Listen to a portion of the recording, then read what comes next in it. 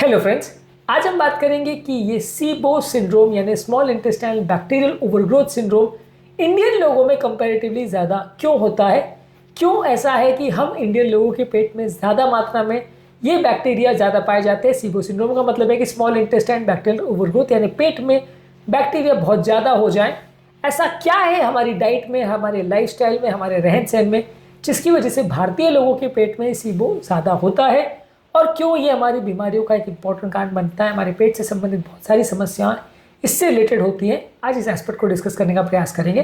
Topic पर जाने से पहले जो लोग हमारे चैनल पर नए हैं उन्हें रिक्वेस्ट करूंगा कि चैनल को सब्सक्राइब करें, वीडियोस को लाइक करें, शेयर करें, फॉलो करें, कमेंट करें, पूरा देखें। टॉपिक इंपॉर्टेंट है, इसे एंड तक देखिएगा। चलिए शुरू करते हैं।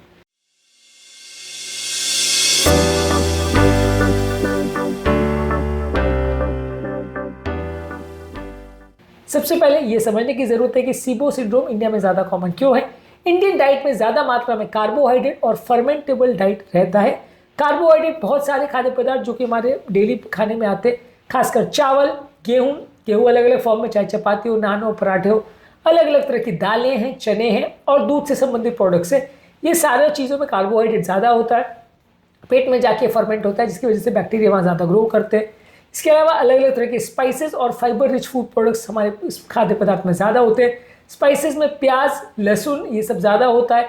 इसके अलावा फर्मेंटेबल या फाइबर रिच प्रोडक्ट्स में बीन्स बहुत ज़्यादा होते हैं। ये सारी चीज़ें हमारे पेट में जाके फर्मेंट करते हैं, बैक्टीरिया का ओवरग्रोथ होने का कारण बनती है, जिसकी वजह से सीबो सिंड्रोम ज़्यादा होता है। इसके अलावा हम काफ़ी मात्रा में स्ट्रीट फूड ज़्यादा खाते हैं, डीप फ्राइड स्नैक्स ज़्यादा खाते हैं, समोसे, कचौड़ी, पकौड़े, पानी पूरी, ये सारी चीज़ें जो हम रेगुलर बेस पे खाते हैं, ये सारी चीज़ों का डाइजेशन बहुत ज़्यादा पेट में स्लो होता है, उनसे ब्लोटिंग की प्रॉब्लम और बैक्टीरिया का ओवरग्रोथ ज़्यादा होता है। तो स्ट्रीट फूड खाने वाले लोगों को भी ये ज़्यादा होता है।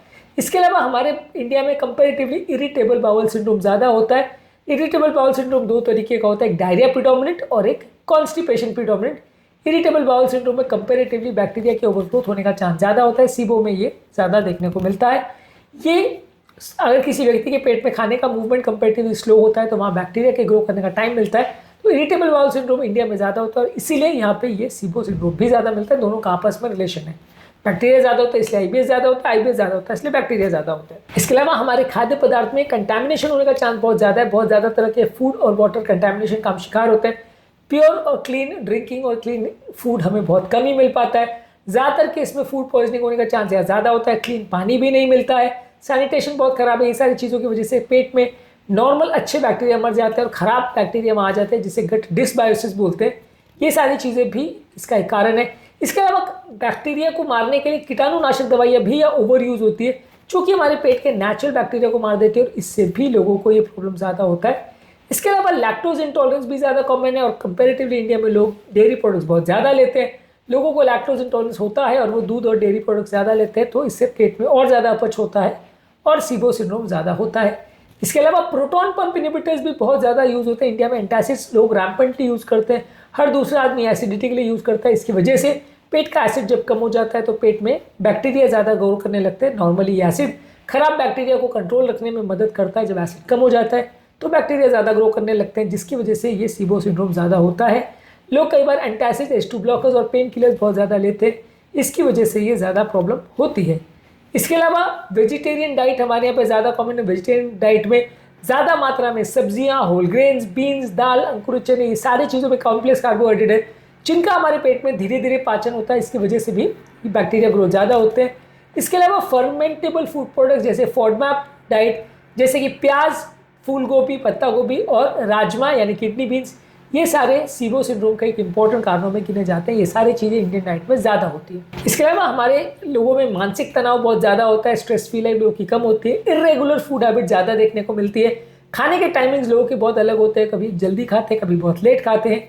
लेट नाइट ईटिंग भी ज़्यादा होती है। ये सारे वो खराब हैबिट्स हैं जिसकी वजह से गट डिसमोटिलिटी होती है और ये सारी चीज़ों की वजह से हमारा पेट में नॉर्मली अबनॉर्मल बैक्टीरिया होने का चांस ज़्यादा बनता है। पेट का गैस्ट्रिक एम्प्टिंग ज़्यादा बिगड़ता है। ये सारी चीज़ें हमारे ओवरऑल इंडियन लाइफस्टाइल में ज़्यादा देखने को मिलती है, इसलिए हमारा पेट खराब होना या गट डिसमोटिलेट होने का चांस ज़्यादा रहता है। इसके अलावा बैठे बैठे का जीवन हम ज़्यादा व्यतीत करते हैं। एक्सरसाइज कम करने की आदत है, ये भी एक इंपॉर्टेंट कारण है।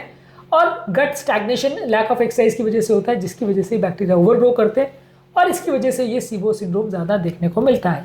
तो ओवरऑल कॉन्सेप्ट ये है कि हमारे डाइट और खाने में और हमारी लाइफस्टाइल में बहुत सारी ऐसी चीज़ें हैं जिससे ये बैक्टीरियल ओवरग्रोथ ज़्यादा होता है। इससे बचने के लिए हम अपनी डाइट को मॉडिफाई कर सकते हैं। फर्मेंटेबल कार्बोहाइड्रेट्स और हाई फॉडमैप वाले फूड्स और डेयरी प्रोडक्ट्स को ज़्यादा ना ले।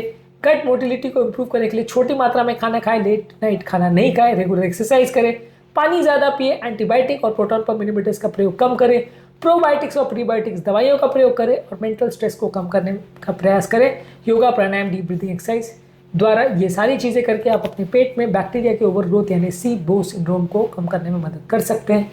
इसके अलावा पेट का गैस का प्रॉब्लम के लिए और लाइफस्टाइल चेंजेस के लिए क्या क्या चीज़ें कर सकते हैं, ब्लोटिंग और गैस के क्या कारण होते हैं, क्या इश्यूज होते हैं, इस पर हमने काफ़ी सारे वीडियोस किए। इन वीडियोस को जरूर चेकआउट करें। टॉपिक एंड करने से पहले जो लोग हमारे चैनल पर नए हैं मैं रिक्वेस्ट करूँगा कि चैनल को सब्सक्राइब करें, वीडियोज़ को लाइक करें, शेयर करें, फॉलो करें, कमेंट करें पूरा दिन। Thank you.